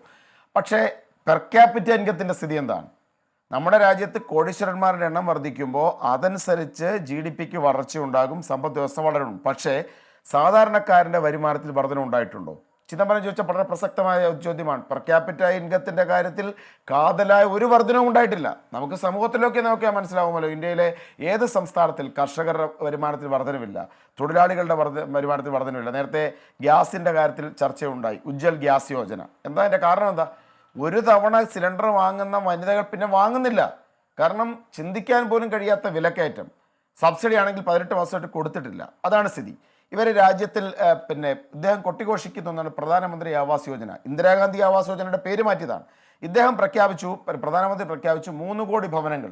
സ്റ്റാറ്റിസ്റ്റിക്കൽ സർവേ ഓർഗനൈസേഷൻ്റെ പാർലമെന്റിൽ വെച്ച കണക്കുകൾ പോലും 2.5 കോടി വീടുകളുടെ പണി പൂർത്തിയായിട്ടില്ല എന്നുള്ളതാണ്. അപ്പോൾ വെറുതെ പൊള്ളയായ അവകാശവാദങ്ങൾ. സ്റ്റാറ്റിസ്റ്റിക്കൽ ഡിപ്പാർട്ട്മെൻറ്റിലെ ആളുകൾ സത്യം പറയുമ്പോൾ അവരെ പുറത്താക്കും. ഇന്ത്യയെക്കുറിച്ചുള്ള ഏറ്റവും പ്രധാനപ്പെട്ട വിമർശനങ്ങളിലൊന്ന് ഇന്ത്യയുടെ സ്റ്റാറ്റിസ്റ്റിക്കൽ ഇൻറ്റഗ്രിറ്റി നഷ്ടപ്പെട്ടിരിക്കുന്നു എന്നാണ്. അൺഎംപ്ലോയ്മെൻറ്റിൻ്റെ റേറ്റ് വർദ്ധിക്കുന്നു പറയുമ്പോൾ പിന്നെ റിപ്പോർട്ട് പുറത്തുവിടത്തില്ല. പിന്നെ ദേശീയപാത നിർമ്മാണത്തിലുൾപ്പെടെ നേരത്തെ ഒരു 4 വരി പാതയെ 1 കിലോമീറ്ററായി കണക്കാക്കുമ്പോൾ ഇവർ 4 കിലോമീറ്ററായി കണക്കാക്കും. അങ്ങനെ ഇന്ത്യയുടെ സ്റ്റാറ്റിസ്റ്റിക്കൽ ഇൻറ്റഗ്രിറ്റിയെ തന്നെ ചോദ്യം ചെയ്യുന്ന തരത്തിലാണ് ഇവരുടെ പല കണക്കുകളും പുറത്തു വരുന്നത്. യഥാർത്ഥത്തിൽ ഉള്ള സ്ഥിതി എന്ന് പറഞ്ഞു കഴിഞ്ഞാൽ ഇന്ത്യയുടെ കാർഷിക മേഖല തകർച്ചയിലാണ്, മാനുഫാക്ചറിങ് സെക്ടർ തകർച്ചയിലാണ്, അൺഎംപ്ലോയ്മെൻറ്റ് റേറ്റ് അതിൻ്റെ ചരിത്രത്തിലെ ഏറ്റവും വലിയ ഉയർച്ചയിലാണ്, വനിതകൾക്കും മറ്റുള്ളവർക്കും പ്രയോജനങ്ങളില്ല. ഇപ്പോൾ തന്നെ ഈ മാനിഫെസ്റ്റോ പറഞ്ഞിരിക്കുന്നു. മിനിമം സപ്പോർട്ട് പ്രൈസ് എന്നൊരു കാര്യത്തെക്കുറിച്ച് സൂചനയുണ്ടോ? കർഷകർ ഏറ്റവും കൂടുതൽ ആവശ്യപ്പെടുന്ന ഒന്നല്ലേ മിനിമം താങ്ങുവില എന്നതിനെക്കുറിച്ച്? ഒരു സൂചനയുമില്ല. മെഡിക്കൽ ഇൻഷുറൻസിനെ വെച്ച് കോൺഗ്രസ് 25 ലക്ഷം രൂപയുടെ മെഡിക്കൽ ഇൻഷുറൻസ് വാഗ്ദാനം ചെയ്യുമ്പോൾ ഇവിടെ മെഡിക്കൽ ഇൻഷുറൻസിനെ കുറിച്ചുള്ള പരാമർശമൊന്നുമില്ല. കോൺഗ്രസ് മഹാലക്ഷ്മി പദ്ധതി ദരിദ്ര കുടുംബങ്ങളിലെ വനിതകൾക്ക് 1 ലക്ഷം രൂപയുടെ വരുമാനം വാഗ്ദാനം ചെയ്യുമ്പോൾ ആ ഒരു സെക്ടർ ബ്ലാങ്കാണ്. അപ്പം കർഷകരെ ഇഗ്നോർ ചെയ്യുന്ന, വനിതകളെ ഇഗ്നോർ ചെയ്യുന്ന, തൊഴിലില്ലായ്മയെക്കുറിച്ചൊരു പരാമർശം പോലും ഇല്ലാത്ത തരത്തിലുള്ള കാര്യങ്ങളാണ്. ഇപ്പോൾ അഗ്നിവീറിൻ്റെ കാര്യത്തിൽ കോൺഗ്രസ് പറഞ്ഞിട്ടുണ്ട്, ഇവിടെ ചെറുപ്പക്കാരൻ 18-ാം വയസ്സ് ജോലി കയറിയ 10-ാം വർഷം വരെ പറഞ്ഞു വിടും. കയറുന്നതിൽ 50% ആളുകൾക്ക് തൊഴിലിൽ സുരക്ഷിതമുള്ളൂ. എന്നാൽ വേക്കൻസി ഇരട്ടിയാക്കുന്നുണ്ടോ? അതുമില്ല. അപ്പോൾ ഇന്ത്യൻ സൈന്യത്തിന് പോലും തൊഴിൽ സുരക്ഷ ഇല്ലാത്ത തരത്തിലേക്ക് കാര്യങ്ങളെ മാറ്റി. ഇപ്പോൾ എന്തുകൊണ്ടാണ് ഇപ്പോൾ ഹാഷ്മി നേരത്തെ ചോദിച്ചു എന്താ മട്ടൻ കറിയുടെയും ഫിഷിൻ്റെയും കാര്യം പറയുന്നത്? ഇപ്പം ഞാൻ ഇന്നിപ്പോൾ ഞങ്ങളുടെ കോൺഗ്രസിൻ്റെ തെരഞ്ഞെടുപ്പ് പ്രചരണവുമായിട്ട് ബന്ധപ്പെട്ട് ഞങ്ങളുടെ ഒരു കുടുംബയോഗം നടന്നത് ഒരു തീരദേശ പഞ്ചായത്തിലാണ്. അവിടെയുള്ള ആളുകൾ ചോദിച്ചാൽ മീൻ കറി വെച്ചാൽ എന്താ കുഴപ്പം? ലാലു പ്രസാദ് യാദവിന്റെ മകൻ മീൻ കറി വെച്ചു എന്നുള്ളതാണ് നരേന്ദ്രമോദി ഏറ്റവും വലിയ പ്രശ്നം. ഈ രാജ്യത്തെ ഏറ്റവും പ്രധാനപ്പെട്ട ഒരു തൊഴിൽ മേഖലയാണ്. തേജസ്വി യാദവ് ഫ്ലൈറ്റിൽ പോയപ്പോൾ മീൻ കഴിച്ചു, പിന്നെ മട്ടൻ കറി വെച്ചു. ലാലു പ്രസാദിന്റെ വീട്ടിൽ രാഹുൽ ഗാന്ധിയും ലാലുവും ചേർന്ന് മട്ടൻ കറി വെച്ചു. എന്താ കുഴപ്പം? നമ്മള് ഈ രാജ്യത്ത് എന്താണ് പ്രശ്നമെന്ന് മനസ്സിലായില്ലേ ഹാഷ്മി? ഇദ്ദേഹത്തിന് ജനങ്ങളുടെ മുമ്പിൽ നടപ്പിലാക്കിയ കാര്യങ്ങൾ ഇതൊക്കെയാണ് ഇദ്ദേഹത്തിൻ്റെ പ്രശ്നം. മട്ടൻ കറി കഴിക്കുന്നവർ കുഴപ്പക്കാർ, മീൻ കറി കഴിക്കുന്നവർ കുഴപ്പക്കാർ. നമ്മളെല്ലാം മീൻ കറി കഴിക്കുന്നവരാ, നമ്മളെല്ലാം മട്ടൻ കറി കഴിക്കുന്നവരാ, ക്ഷേത്രത്തിലും പോകുന്ന ആളുകളാ, പള്ളിയിൽ പോകേണ്ടവർക്ക് അവിടെയും പോകാം. പക്ഷേ ഈ രാജ്യത്തെ തേജസ്വിക്ക് പറയാമായിരുന്നല്ലോ ഉള്ളിക്കറിയാണെന്ന്. മതപരമായ കാര്യം പറഞ്ഞ് ഭിന്നിപ്പിക്കുന്നതിനപ്പുറത്ത് ജനതയെ ലിജു, unite ചെയ്യാൻ ഇദ്ദേഹത്തിന് താല്പര്യമില്ല. രാഹുൽ വേണേ പറയാമായിരുന്നല്ലോ മട്ടനിലെ ഉള്ളിക്കറി, ചമ്പാൻ ഉള്ളിക്കറിയാന്ന് പറഞ്ഞുകൂടായിരുന്നു. സ്റ്റാറ്റിസ്റ്റിക്സ് ചമ്പാൻ ഉള്ളിക്കറിയാണെന്ന് പറഞ്ഞുകൂടായിരുന്നോ ലിജു? അല്ലാതെ ഇപ്പം നമുക്കിപ്പം രാഹുൽ ഗാന്ധിക്ക് വയനാട്ടിലെ ഒരു കാർഷിക വിളയായിട്ട് ഉള്ളിയെ പ്രഖ്യാപിക്കാമായിരുന്നു. എനിക്ക് ആ ഒരു അഭിപ്രായക്കാരനും കൂടാണ് ഞാൻ. വയനാടിൻ്റെ ഒരു പൊതു കാർഷിക വിളയായിട്ട് ഇനിയിപ്പോൾ ഏലവും കാപ്പിയൊക്കെ മാറ്റിയിട്ട് നമുക്ക് വയനാടിൻ്റെ ഒരു അദ്ദേഹത്തിൻ്റെ ഒരു തെരഞ്ഞെടുപ്പ് വാഗ്ദാനമായിട്ട് രാഹുൽ ഗാന്ധിക്ക് പറയും, ഞാൻ ഉള്ളിക്കറിയാണ് കഴിക്കുന്നത്, നമുക്ക് വയനാടിൻ്റെ ഒരു പ്രധാന കാർഷിക വിളയായിട്ട് ഉള്ളിയെ മാറ്റാം എന്നൊക്കെ രാഹുൽ ഗാന്ധിക്ക് വേണമെങ്കിലും പറയാം. ഇവിടെ ഇപ്പോൾ ഇതൊക്കെയാണ് ചർച്ച. പിന്നെ ഉള്ളിവട്ടവും ഗണപതി വട്ടവും മട്ടൻ കറിയും മീനുമൊക്കെയാണ് ഇവിടുത്തെ തെരഞ്ഞെടുപ്പ് ചർച്ചകൾ. അതിനപ്പുറത്ത് ജനതയെ ബാധിക്കുന്ന ഒരു പ്രശ്നം, ക്രിയാത്മകമായി ചെയ്ത കാര്യം ചർച്ചയില്ല. ശരി, ഞാൻ യുവരാജ് ഗോകുലിലേക്കാണ് മറുപടിക്കായി. ഇവരുടെ ഒരു പ്രശ്നം. ഇവർക്ക് ഇതൊക്കെ പറയുമ്പോഴും അല്ല, ഞാൻ പറഞ്ഞു ഇതൊക്കെ ഇപ്പൊ ഈ ആട്ടിറച്ചിയെ പറ്റി പറയുമ്പോഴും മീനെ പറ്റിയൊക്കെ പറയുമ്പോഴും ഇവിടെ വികസനം വെളുപ്പിൽ കെ അനിൽകുമാർ പറയുമ്പോഴും രാജ്യം കയറ്റുമതിയിൽ മുന്നോട്ട് പോയൊരു മേഖലയുണ്ട്, അത് ബീഫ് കയറ്റുമതിയാണ്. ഞാൻ വായിച്ചത് ബ്രസീൽ കഴിഞ്ഞാൽ ലോകത്ത് 2ാം സ്ഥാനത്ത് ബീഫ് കയറ്റുമതിയിൽ രാജ്യമെന്നാണ്. അന്ന് എന്താണ് ഈ ബീഫ് കോൺഗ്രസിൻ്റെ കാലത്ത് കൗസ്ലോട്ടറിനെ പ്രോത്സാഹിപ്പിച്ച് ഇവിടെ ബീഫ് കയറ്റുമതി നടത്തുന്നു, ദുഷ്ടലാക്കെന്നൊക്കെ പറഞ്ഞ പ്രധാനമന്ത്രി ഭരിക്കുമ്പോഴാണ് കേട്ടോ. ഞാൻ യുവരാജ് ഗോകുലേക്കാണ് മറുപടിക്ക് വേണ്ടി. യുവരാജ് ഗോകുൽ, ഇവിടെ ഇനിയിപ്പം ഈ ലോക്നീതി CSTSന് ഏതെങ്കിലും തരത്തിൽ ചാപ്പ് നിങ്ങൾ കൊടുക്കണ്ട. ഇതൊക്കെ പ്രശ്നമാണെന്ന് പറഞ്ഞാൽ പോലും നിങ്ങളും പ്രതിപക്ഷ സഖ്യമൊന്നെങ്കിൽ നിലവിൽ ഇപ്പോൾ ഇലക്ഷനിലേക്ക് പോകാൻ ദിവസങ്ങൾ മാത്രം ബാക്കി നിൽക്കും, ഇപ്പോഴും 8% മുൻതൂക്കം നിങ്ങൾക്കാണ് എന്ന് തന്നെ പറയുകയാണ് ആ സർവേ. അതുകൊണ്ട് അതിനെ വേറെ ഏതെങ്കിലും ചാപ്പ് കൊടുത്ത് ഏതെങ്കിലും ഫണ്ട് എന്നൊന്നും അധിക്ഷേപിക്കേണ്ട. ഇത് അവർ പറയുന്ന പ്രശ്നമാണ് എന്നുപോലും സമ്മതിക്കാൻ തയ്യാറാവാത്ത എന്താണ് യുവരാജ് അടക്കം BJP? അല്ല, ഞാൻ അതിലേക്ക് വരാം. ഒന്നും ഞങ്ങൾക്ക് 8% അല്ല എഡ്ജുള്ളത്, അതിന് മുകളിലേക്ക് നമുക്ക് എഡ്ജുണ്ട്. അതിനകത്ത് ഞങ്ങൾക്ക് വേറെ സംശയമൊന്നുമില്ല. ഞാൻ കുറച്ച് സമാധാനമായിട്ട് മറുപടി പറയാം. ലിജുവിൽ നിന്ന് തുടങ്ങി അനിൽകുമാറിലൂടെ ഹാഷ്മിയിലേക്ക് വരാമെന്ന് ഞാൻ വിശ്വസിക്കുകയാണ്. അല്പ ടൈം എനിക്ക് തരണം. ശ്രീ ലിജു പറഞ്ഞു വയനാട് ഉള്ളിക്കൃഷിയുടെ ഒരു കേന്ദ്രമാക്കി മാറ്റണം, അതിനെ ഉള്ളിക്കൃഷിയുടെ പ്രോത്സാഹിപ്പിക്കണം. ഉള്ളിക്കൃഷിയെങ്കിലും കഴിഞ്ഞ 5 വർഷം കൊണ്ട് ആ മനുഷ്യനോടെ പ്രോത്സാഹിപ്പിക്കാമായിരുന്നല്ലോ. പകരം അമേഠിയിൽ നട്ടിട്ട് വളരാത്തൊരു വാഴ വയനാട്ടിൽ കൊണ്ടിട്ട് വയനാടിനെ വാഴനാട് എന്ന് പറയുന്ന ഒരു അവസ്ഥയിലേക്ക് കൊണ്ടെത്തിച്ചതല്ലാതെ SFI പിള്ളേർ വരെ രാഹുൽ ഗാന്ധിയുടെ ഓഫീസിൻ്റെ അകത്ത് കയറി വാഴ നട്ടിട്ട് പോകുന്നൊരു സാഹചര്യം ഉണ്ടാക്കിയതല്ലാതെ അവിടെ എന്തെങ്കിലും ഒരു കൃഷിയെങ്കിലും പ്രോത്സാഹിപ്പിക്കുന്നൊരു സാഹചര്യം കഴിഞ്ഞ 5 വർഷത്തിൽ ഉണ്ടാക്കിക്കൂടായിരുന്നു ശ്രീ ലിജു?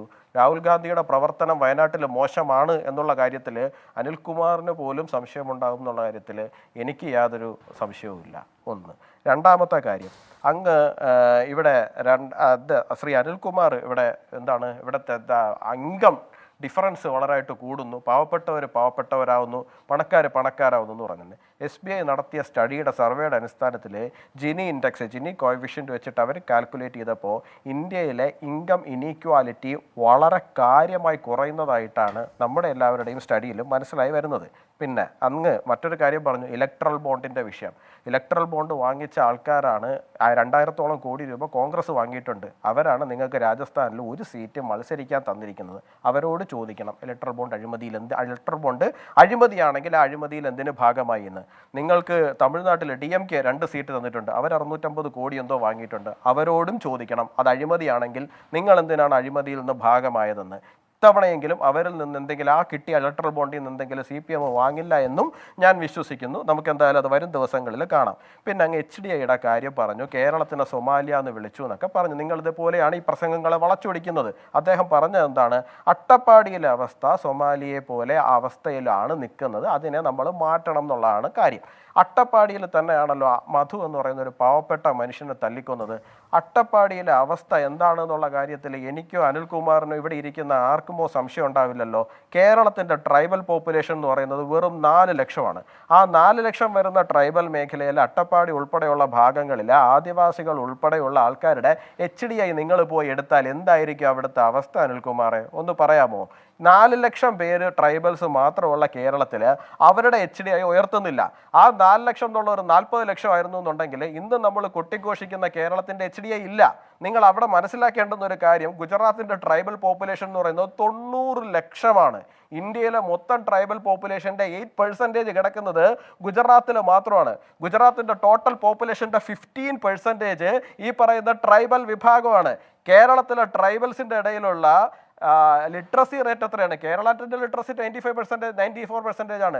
ട്രൈബൽ ലിറ്ററസി കേരളത്തിന് 75% മാത്രമാണ്. പക്ഷേ നമുക്ക് അവരിലേക്ക് കയറാൻ പറ്റുന്നില്ലെന്ന് ഒരു പരിധി വിട്ട് ടൈം എടുക്കും. 4 ലക്ഷം മാത്രം ഉണ്ടായിട്ട്. അപ്പം 40 ലക്ഷം ആയിരുന്നു എന്നുണ്ടെങ്കിൽ എന്താവുമായിരുന്നു അവസ്ഥ? പിന്നെ ശ്രീ ലിജുവും ശ്രീ അനിൽകുമാറും ഇവിടെ ഒരുപോലൊരു കാര്യം ഇൻഫന്റ് മോർട്ടാലിറ്റി കേരളത്തിൽ എത്രയാണ്? കോർപ്പറേറ്റ് മാത്രം പഠിക്കുന്നു. ഒരു കാര്യം പറഞ്ഞു കണക്കാണ് ഞാൻ പറയുന്നത്. ഇൻഫന്റ് മോർട്ടാലിറ്റി റേറ്റ് കേരളത്തിൽ എത്രയാണ്? ആരുടെയും ജീവിത നിലവാരം നീതി ആയോഗിന്റെ ഇൻഡെക്സ് പ്രകാരം കേരളത്തിൽ ഇൻഫന്റ് മോർട്ടാലിറ്റി റേറ്റ് എത്രയാണ്? ഗുജറാത്തിന്റെ എത്രയാണ് അറിയാവോ? നീതി ആയോഗിന്റെ റേറ്റിംഗിൽ കേരളം വളരെ മുമ്പിൽ തന്നെയാണ്. അല്ലാതെ അതിന്റെ റീസൺ ആണ് ഞാൻ പറഞ്ഞത്.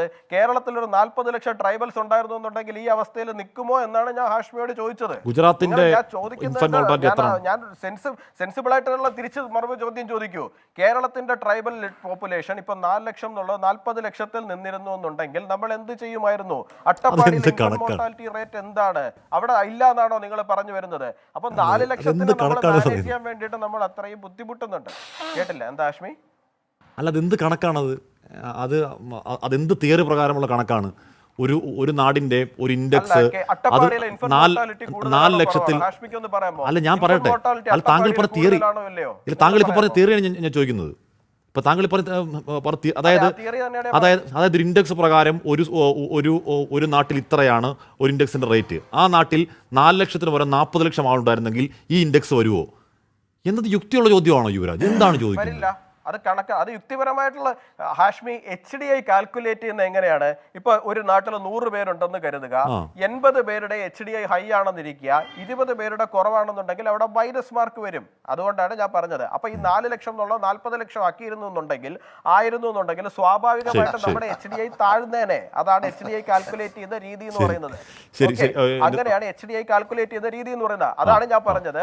ഗുജറാത്തിന്റെ ട്രൈബൽ പോപ്പുലേഷൻ എന്ന് പറയുന്നത് 90 ലാക്സ് ആണ്. 90 ലാക്സ്.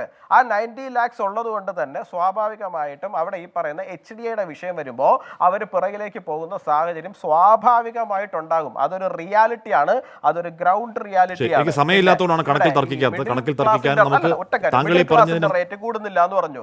10 വർഷത്തിനിടയിൽ ഇൻകം ടാക്സ് റിട്ടേൺ ഫയൽ ചെയ്യുന്ന മിഡിൽ ക്ലാസിന്റെ എണ്ണം 77.8 മില്യൺ ആയിട്ടാണ് വർദ്ധിച്ചിരിക്കുന്നത്. താങ്കൾ നേരത്തെ പറഞ്ഞ ഗുജറാത്തിലെ HDIയുടെ കാര്യമൊക്കെ നീതി ആയോഗ് വെച്ച് തന്നെ നമുക്ക് മറുപടി പറയാൻ പറ്റും. പക്ഷെ നമ്മുടെ സമയക്കുറവുകൊണ്ടാണ്, ക്ഷമിക്കണം. ചർച്ചയിൽ പങ്കെടുത്ത 3 അല്ല, ഞാൻ താങ്കൾ പറഞ്ഞ താങ്കൾ പറഞ്ഞ HDIയുടെ ശതമാനം അനുപാതം ഒക്കെ നീതി ആയോഗിന്റെ കണക്ക് വെച്ച് തന്നെ നമുക്ക് തെറ്റാണെന്ന് പറയാനൊക്കെ കഴിയും. പോട്ടെ, നമുക്ക് സമയമില്ലാത്തതുകൊണ്ടാണ്. ചർച്ചയിൽ പങ്കെടുത്ത 3 പേർക്ക് നന്ദി.